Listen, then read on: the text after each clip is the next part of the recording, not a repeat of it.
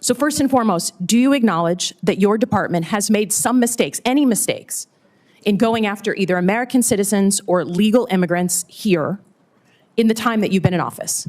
We have not deported any U.S. citizens. Detained? Or people get interviewed. If they get interviewed and they go through that process, and if we find that they're U.S. citizens or legal immigrants, they stay in the United States. Have you deported we have to go through the vetting process. Have any American citizens, including children, been deported during your time in office? We have children that mothers have chosen to keep with them. So those by my mothers count, you have 10 American citizens, including children with cancer, who have been deported out of the country. My concern is you're sending a chill down the spine of America by going after people who either have legal status or American citizens.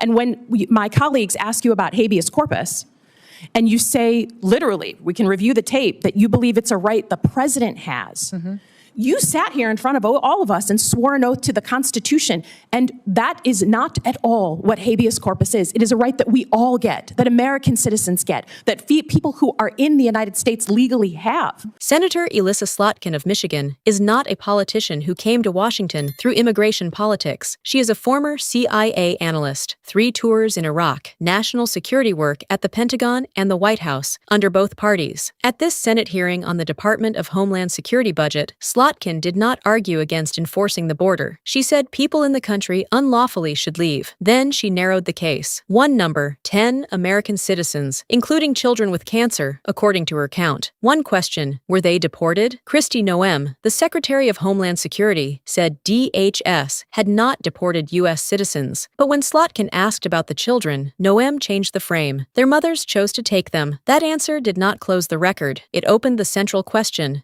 Thank you, Chairman. Thank you for being here. You know, Michigan's a border state, so we need each other. We have a very big bridge that's being inaugurated, ribbon cut in September. We need that to be fully staffed. We have a lot going on in Michigan as a northern border state, so we need each other. But what I'm concerned about is that you've taken the mandate to close off the border beyond going after, as you say, the, quote, most dangerous illegal immigrants. I'm a CIA officer. I worked my entire life to protect the homeland. If someone's here illegally, they need to not be here. They've committed a crime by being here. They need to go back to wherever they're from. But my concern is that either through sloppiness or intent, you have gone far beyond going after the, quote, most dangerous illegal immigrants and gone into legal immigrants who were given the ability to be here, and even American citizens. And when I think about that, you know, there are lots of people in this country, including me, who have families who fled this kind of environment where they have no rights, where they have no due process, where they don't have habeas corpus. So while I'll be the first to say, coming from a state that was won by Trump, that there is a mandate to do something about the border, I think it is absolute dangerous overreach to go beyond that and start picking up American citizens and people who have the legal right to be here, lawful immigrants who have done everything right. So first and foremost, do you acknowledge that your department has made some mistakes, any mistakes, in going after either American citizens or legal immigrants here in the time that you've been in office? We have not deported any U.S. citizens. Detained? Or people get interviewed. If they get interviewed and they go through that process, and if we find that they're U.S. citizens or legal immigrants, they stay in the United States. Have you deported we have to go through the vetting process. Have any American citizens, including children, been deported during your time in office? We have children that mothers have chosen to keep with them. So those by my count, you have 10 American citizens, including children with cancer, who have been deported out of the country. I understand you're saying it's their choice. But the mothers, it's hard to imagine a small child having a choice. But have you gone after legal immigrants? Again, your standard in your opening statement was the most dangerous illegal immigrants.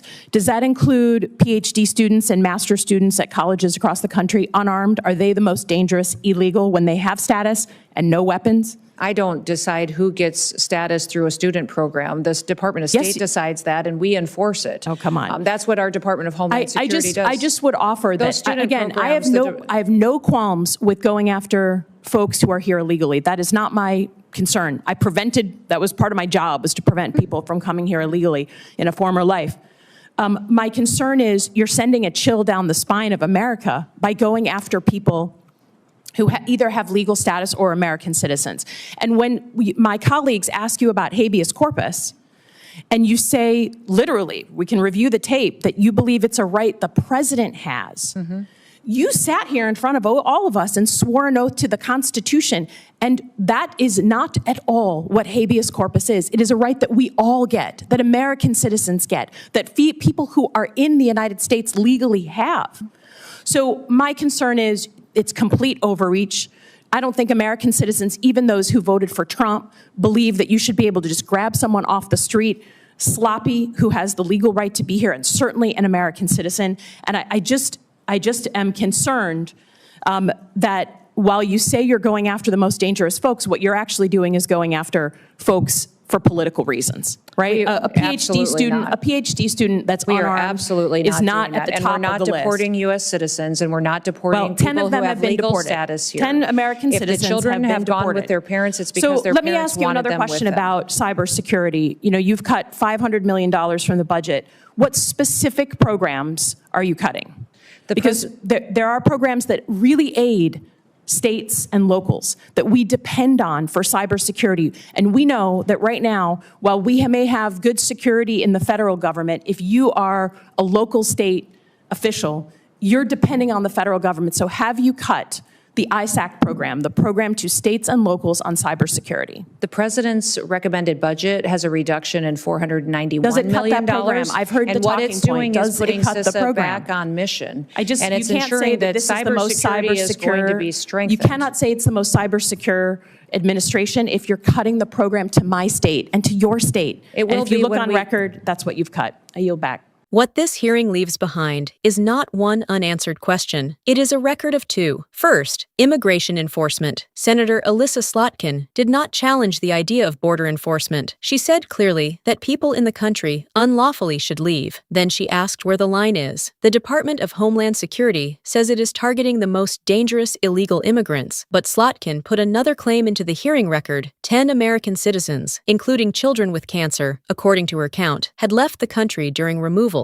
involving their parents. Secretary Kristi Noem denied that DHS had deported U.S. citizens. Her answer was that the children went with their mothers. That distinction matters legally. A child may not have received a removal order, but for a family, the result can still be the same. A U.S. citizen child leaves the country or remains behind without a parent. That is why Slotkin raised due process and why she raised habeas corpus, not as a slogan, as a constitutional limit. The question is not whether the government can enforce immigration law. It can. The question is, what happens when enforcement reaches the wrong person? The lawful resident, the student with legal status, the citizen child whose future is decided by a removal order issued to someone else. Then the hearing changed subjects, but the underlying issue did not change. Slotkin turned to cybersecurity and the proposed DHS budget. She questioned whether the department could claim to be strengthening security while reducing support that states and local governments rely on. Noem referred to a proposed reduction of roughly $491 million